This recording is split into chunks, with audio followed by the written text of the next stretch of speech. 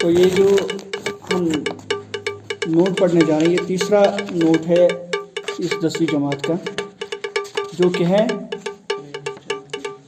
پریم چند کے بارے میں، ہے نا۔ اس سے پہلے ہم افسانہ پڑھ چکے ہیں، اور آج ہم پہلا افسانہ نگار جو اردو کا ہے پریم چند، کیا ہے اردو کا پہلا افسانہ نگار جنہوں نے افسانہ لکھا ہے۔ پریم چند کا اصلی نام تو 1880 میں یہ پیدا ہوئے اور 1936 عیسوی میں ان کی وفات ہو جاتی ہے۔ پریم چند کا اصلی نام دھنپت رائے تھا۔ 1880 عیسوی میں بنارس کے ایک گاؤں میں پیدا ہوئے۔ آپ ایک پڑھے لکھے شریف گھرانے کے فرد تھے، شریف گھرانے کے انسان تھے، شریف گھرانے سے تعلق رکھتے تھے۔ والد منشی عجائب لال، والد منشی عجائب لال، ان کا نام تھا عجائب لال۔ وہ کیا تھے؟ ڈاک خانے میں ملازم تھے۔ کس میں؟ ڈاک خانے میں ملازم تھے۔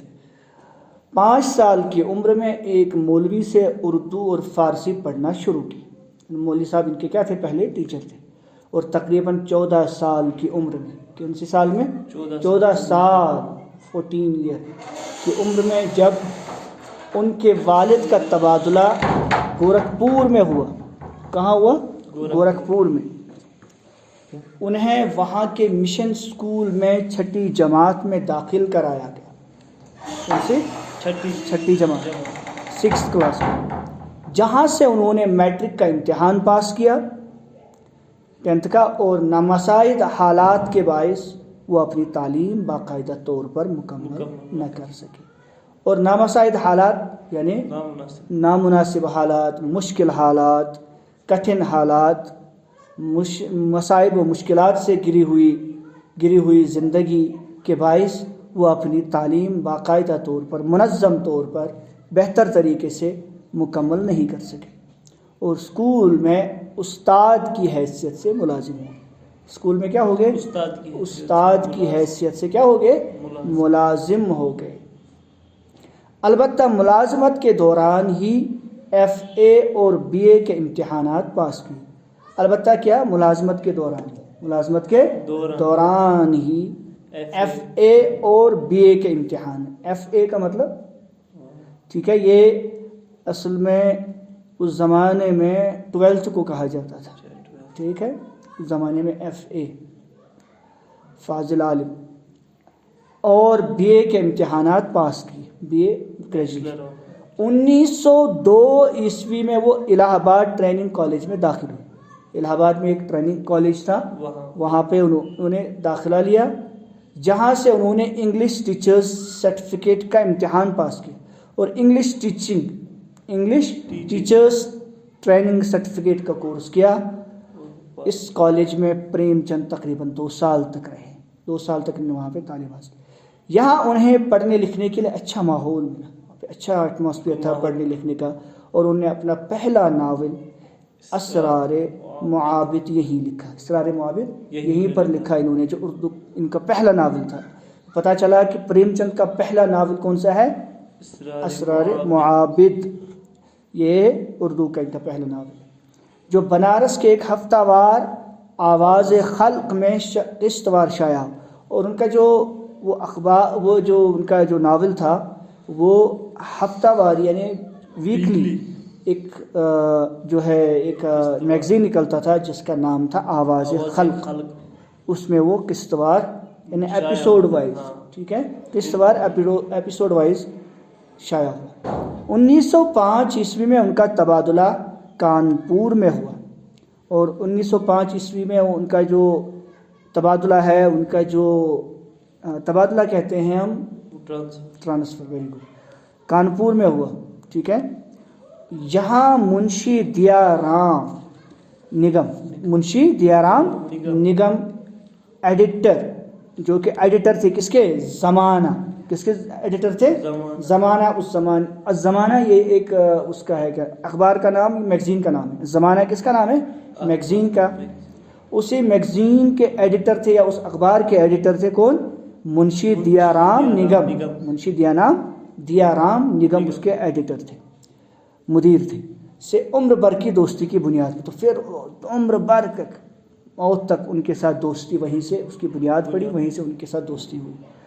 اور اب انہوں نے مستقل طور پر زمانہ میں، ٹھیک ہے، زمانے سے مراد وہ میگزین، وہ اخبار میں اصلاحی کس طرح کے مضامین لکھتے تھے، کس طرح کے وہاں پہ اس اخبار میں نکلتے تھے کالم ان کے، یا تو اصلاحی ہوتے تھے. اصلاحی یعنی ریفارم، یعنی لوگوں کو ہوشیارنا، لوگوں یعنی پوائنٹ آؤٹ کرنا کہ کہاں پہ صحیح ہے کیا غلط ہے، اصلاح کرتے تھے لوگ. یا سوانی ہی ہوتے تھے. سوانی سے مراد بایوگرافیکل، یعنی کسی شخصیت کے اوپر لکھا، کسی سوانح لکھی، کسی کے زندگی کے بارے میں لکھا، اس کے ادبی کارناموں کے بارے میں سوانی. اور ادبی تبصرے، اور کسی کتاب کے اوپر جو ہے اپنی رائے پیش کرتے تھے، اپنی آراء پیش کرتے تھے، اپنے کمنٹ دیتے تھے. ٹھیک ہے، ادبی تبصرے لکھنے شروع کی، یعنی ادب سے ریلیٹڈ، جو لٹریچر سے ریلیٹڈ ہوتے تھے. کانپور کی زندگی اور ماحول نے پریم چند کی صلاحیتوں کو نکھارنے میں اہم کردار ادا کیا. تو پریم چند کی جو کانپور کی جو زندگی تھی اور ماحول تھا، اس نے کیا کیا، پریم چند کی صلاحیتیں جو تھی، ایبلٹیز جو تھی، ان کے پاس جو قابلیت تھی، اس کو نکھارنے میں، اس کو سنوارنے میں، اس کو آگے لانے میں اہم کردار ادا کیا. بہت اچھا، بہتر طور سے اس کو آگے بڑھایا. اسی زمانے میں ان کا سیاسی اور سماجی شعور پختہ ہو گیا. تو اسی زمانے میں ان کا جو سیاسی تھا، پولیٹیکل اور سماجی یعنی سوشل، ویری گڈ، سماج سے ریلیٹڈ، سوشل ایکٹیویٹیز سے ریلیٹڈ ان کا شعور یعنی ان کی جو عقل ہے وہ بڑھ گئی. ٹھیک ہے، پختہ ہو گئی، اچھے سے ان کو سمجھ میں آ گئی. اور حب الوطنی کا جذبہ بیدار ہوا. حب الوطنی، وطن سے محبت، حب الوطنی، وطن کی محبت کا جذبہ بھی وہاں ان کو بہت زیادہ پیدا ہوا. بیدار کا مطلب پیدا ہونا، دل میں جگہ بنانا. چنانچہ اس جذبے کے تحت لکھی گئی کہانیوں پر مشتمل ان کا مجموعہ سوز وطن نواب رائے کے فرضی نام سے 1908 عیسوی میں شائع ہوا. کہہ رہے ہیں کہ چنانچہ اسی جذبے کے تحت، اسی فیلنگز کو مد نظر رکھتے ہوئے، اسی فیلنگز کے ساتھ، اسی جذبات کے ساتھ، یعنی احساسات کے ساتھ ان کی کہانیاں جو ہے انہوں نے لکھی تھی اپنے وطن کے ریلیٹڈ، اپنے وطن کے اوپر.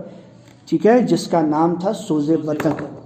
اور اس میں جو انہوں نے اپنا نام رکھا تھا وہ پریم چند نہیں رکھا تھا، یا انہوں نے جو ہے دھنپت رائے نہیں رکھا تھا، بلکہ رائے، نواب رائے اس میں نام رکھا تھا. کیا رکھا تھا نام؟ نواب رائے، یعنی نقلی نام، فرضی نام، نقلی نام سے.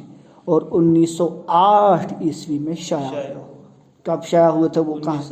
1908 میں. انگریز سرکار نے اس کتاب پر پابندی عائد کر کے اس کی کاپیاں نظر آتش کرا دی.